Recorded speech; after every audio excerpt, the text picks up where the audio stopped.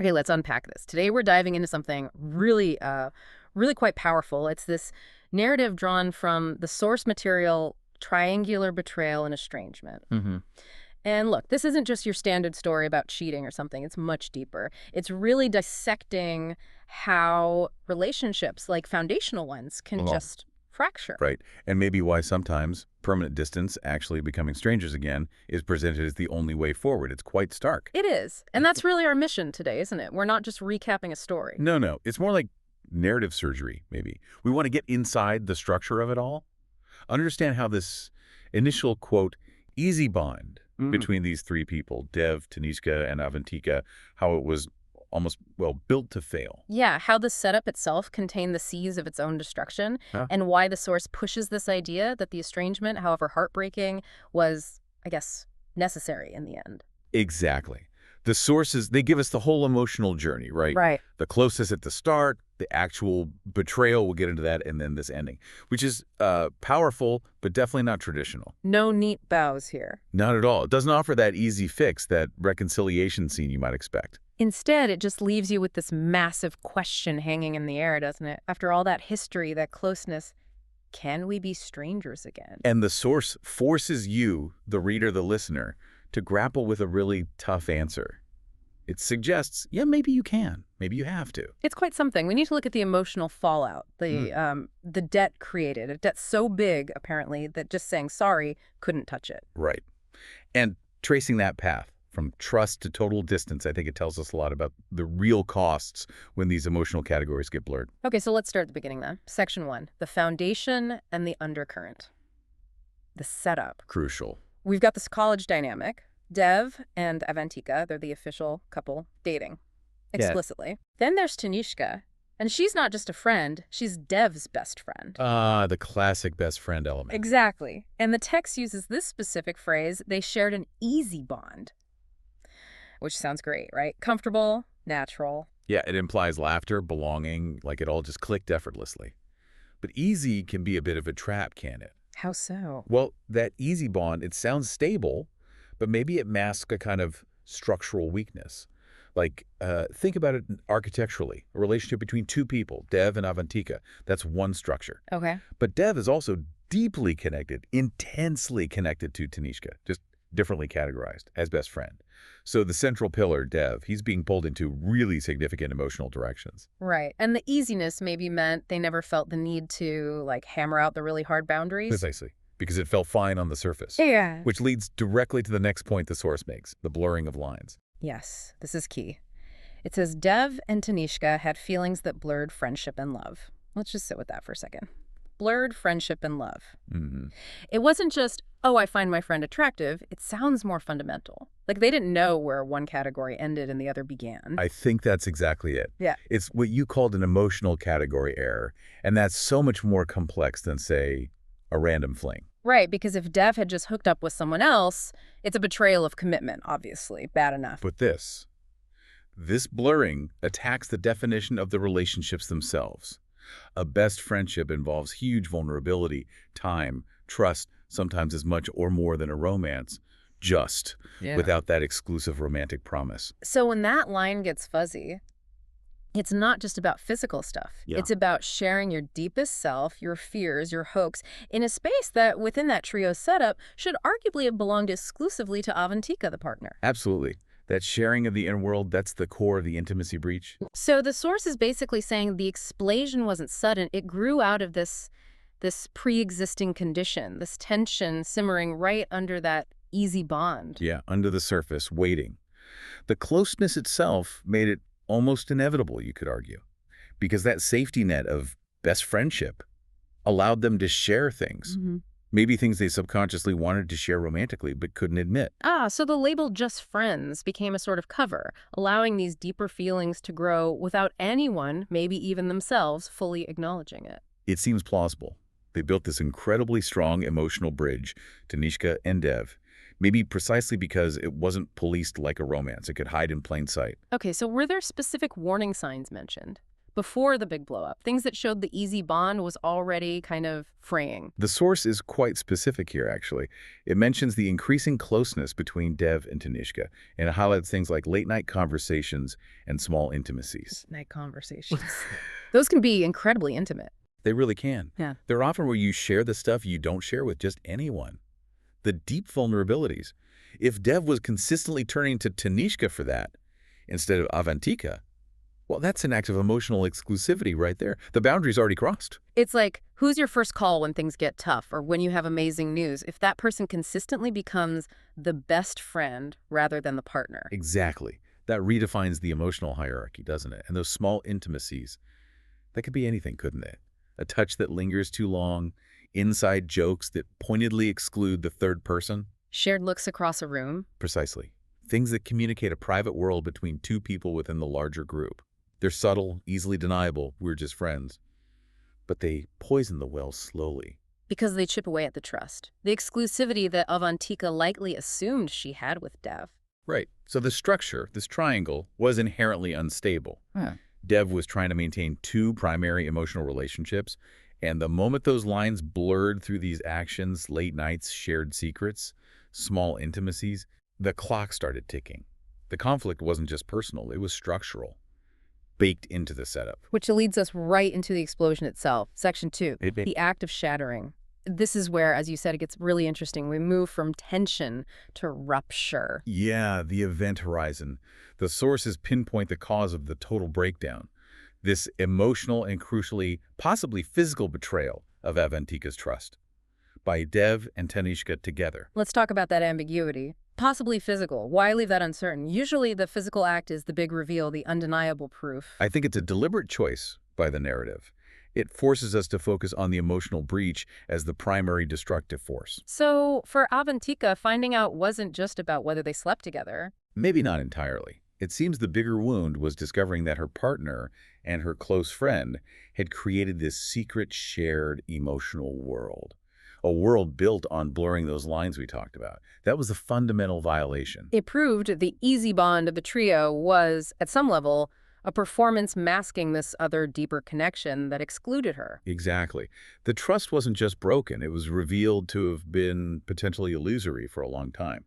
So the emotional betrayal itself was the killer blow, whether or not it became physical. And Avantika's reaction reflects that depth, doesn't it? Immediate, total, feeling betrayed, pulling away instantly, no attempt at working through it in that moment. No, the damage is described as immediate and profound, beyond quick repair, which then shifts the focus to the aftermath for the other two. Tanishka, for instance. Right. The source says she cared for Dev, yes, but her struggle wasn't just about getting the guy. It was heavily focused on guilt, conflicted emotions. It complicates her role, doesn't it? She's not presented as a simple villain. She seems to be grappling with the loss of the friendship with Avantika, the destruction of the group's identity, even as she's navigating this new dynamic with Dev. So her guilt is tied to the betrayal of the trio, not just the romantic aspect. The cost of choosing that blurred connection was damaging the whole ecosystem. That seems to be the implication. And then there's Dev. He's right in the middle of it all, the epicenter. And his realization is described as particularly devastating because he gets this concept of dual loss. Dual loss. Okay, let's really dig into that. What's the difference psychologically? Losing Avantika, his girlfriend, versus losing Tanishka, his best friend, at the same time. Well, think about it like this. Losing Avantika is incredibly painful, obviously. It's the end of a romance, a future you imagined. But romantic relationships, culturally, we kind of accept they might end. There's a framework for breakups. Right.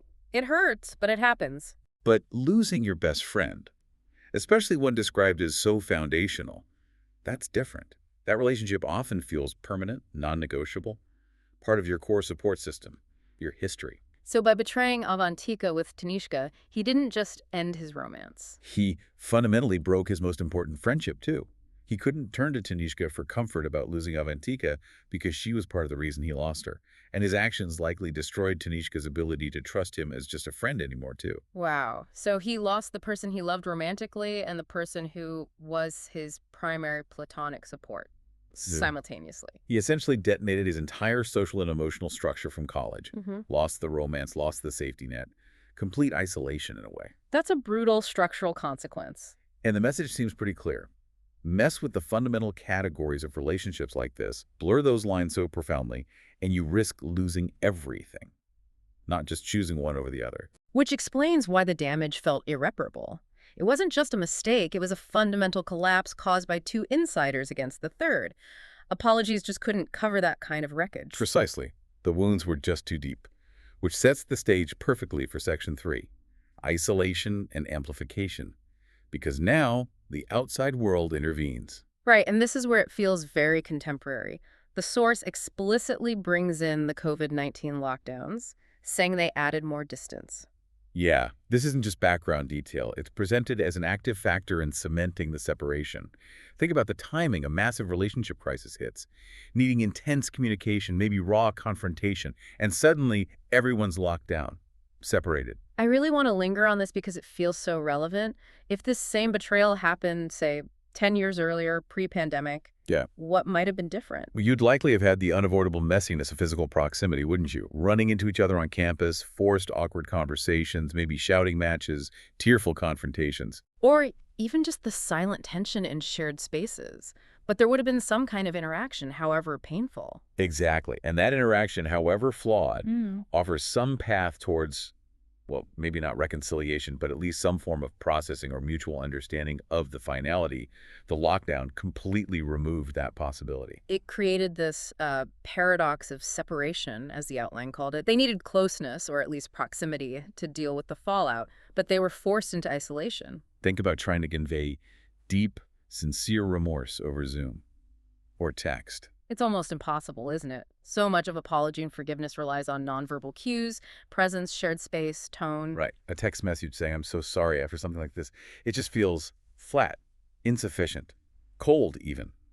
The medium itself limits the ability to convey the sheer weight of the guilt or the pain. So Dev's attempts to show he understood the magnitude of what he'd done were probably hampered by the digital barrier. Almost certainly. It Yeah. allowed the conflict to just go cold, to fester in silence. Instead of burning out in confrontation, it froze. And that silence, that distance, it probably let resentment and hurt just grow, didn't it? Without any chance for correction or clarification. Yeah, every day apart likely just reinforced the feeling of separation. What might have eventually settled into some kind of damaged, acknowledged new reality if they'd been physically around each other, instead just drifted further and further apart. The distance became an amplifier for the fracture. Cementing the worst-case scenario, really, making silence the easier option than trying to bridge the gap through inadequate digital means. Absolutely. Which undermined Dev's attempts at reconciliation. The source says he tried. He did reach out. But the conclusion is stark. Words are never enough. Because the situation demanded more than words by that point. It needed presence, consistent action over time, maybe. Things the lockdown made impossible. Exactly. The damage required a kind of emotional heavy lifting that you just can't do remotely. So his attempts, however genuine, likely landed as hollow or just. Not enough.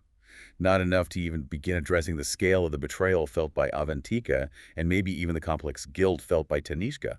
It's a really powerful narrative device, using the pandemic not just as scenery, but as an active agent ensuring the break was permanent. It didn't cause the break. No, the cause was internal, the blurred lines, the betrayal. But the lockdown locked it in place, made it terminal. It solidified the drift.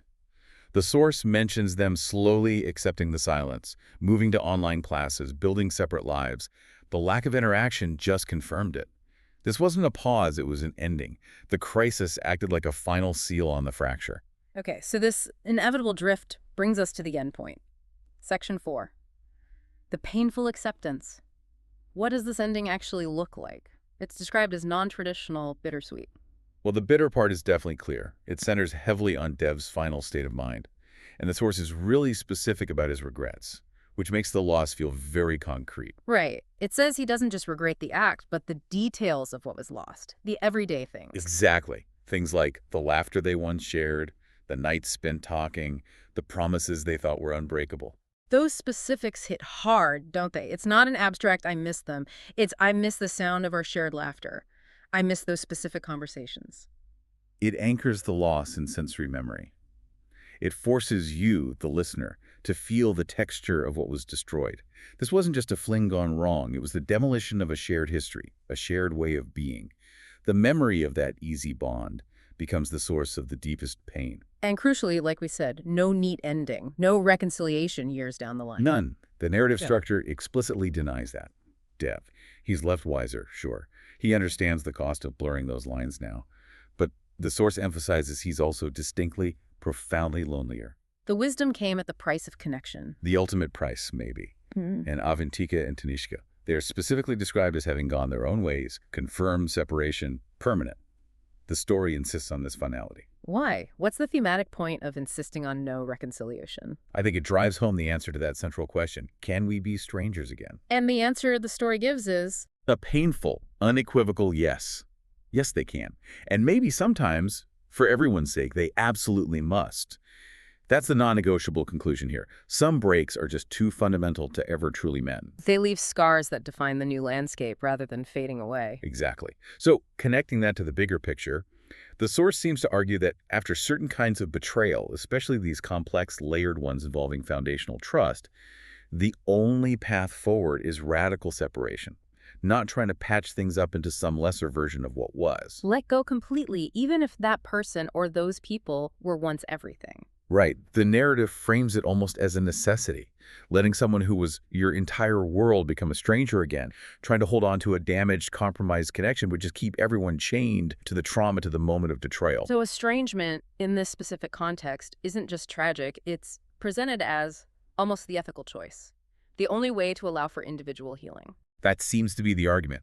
It's like choosing a clean amputation over a chronic, painful infection that never heals. It allows everyone involved, eventually, the chance to move forward without being constantly pulled back into the wreckage. So Dev's wisdom, he learned about boundaries, about the destructive power of blurring love and friendship. But he learns it in isolation. The knowledge arrives only because the people who embodied that lesson are now gone from his life. He lives with the void, which really poses a question for you listening to this, especially now when it's technically so easy to keep weak ties alive digitally. What is the real emotional cost of a necessary separation? This story argues that sometimes radical estrangement, cutting the cord completely, is the only way to truly respect the gravity of the damage done. And to give everyone a genuine shot at starting over without the ghosts of that compromised past. So this deep dive, it really shows how these complex emotional tangles, particularly in these triangular situations with deep trust involved, they often don't get tied up neatly. Far from it. They demand this kind of radical acceptance, estrangement, and how external forces like the lockdowns in this story can accelerate that process, can remove that crucial window for any kind of messy human repair. Yeah, the internal failure, the blurred lines, met an external barrier, the lockdown. The result was this permanent separation, an emotional debt too large to repay. Which leaves us with a final thought to chew on. If the wisdom Dev gains, this profound understanding about relationships, is only accessible through this profound loneliness, does that make the wisdom less valuable or just incredibly expensive? Yeah, and think about the kind of loneliness. Is it the same as choosing solitude to reflect? Or is it this other thing, the loneliness imposed by fractured bonds, where the people who knew you best are suddenly irrevocably just gone? Strangers again. That's the haunting echo this story leaves, I think.